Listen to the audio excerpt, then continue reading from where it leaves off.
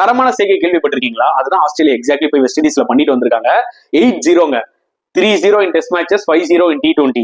West Indies கிரிக்கெட்டோட downfall வந்து பாத்தீங்கன்னா ரொம்ப கொடுமையா போயிட்டு இருக்குன்னு தான் கண்டிப்பா சொல்லி ஆகணும். டெஸ்ட் கிரிக்கெட்ல 3-0 அவங்க ஒயிட் வாஷ் ஆவாங்கன்னு எனக்கு தெரியுங்க, ஏன்னா ஆஸ்திரேலியா சுப்பீரியர் டீம், ஓகேங்களா? ஆனா T20 ஃபார்மேட் அவங்களோட பெஸ்ட் ஃபார்மேட். அதுலயும் அவங்க 5-0 தோத்தது கண்டிப்பா அவங்க டீம் மெம்பர்ஸ்க்கும் சரி, அவங்க ஃபேன்ஸுக்கும் சரி பயங்கரமான ஒரு ஹர்ட்டை கொடுத்துருக்கும், டவுட்டே கிடையாது.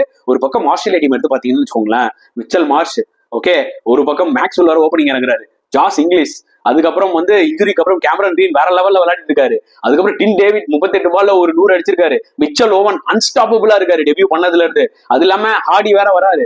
சோ அவங்களோட பேட்டிங் வந்து பாத்தீங்கன்னா சரியான கடவர பேட்டிங்கா இருக்குங்க. இந்த டீம்ல நீங்க வந்து பாத்தீங்கன்னா போலிங் லைனப்ல கமின்ஸ், ஹேசல்வுட், ஸ்டார்க் அப்படி ஆட் பண்ணிட்டீங்கன்னு வச்சுக்கோங்களேன், 2026 T20 வேர்ல்டு கப்புக்கு ஆஸ்திரேலியா அந்த டீம் டு பீட்டுங்க, அதுல டவுட்டே இல்ல. பட் வெஸ்ட் இண்டீஸ் பொறுத்தவரைக்கும் பாத்தீங்கன்னா இட்ஸ் ஃபர்கட்டபிள் ஹோம் டூருங்க. கண்டிப்பா அவங்க ஏதாவது ஒரு ஆக்ஷன் எடுத்தே ஆகணும் மக்களே.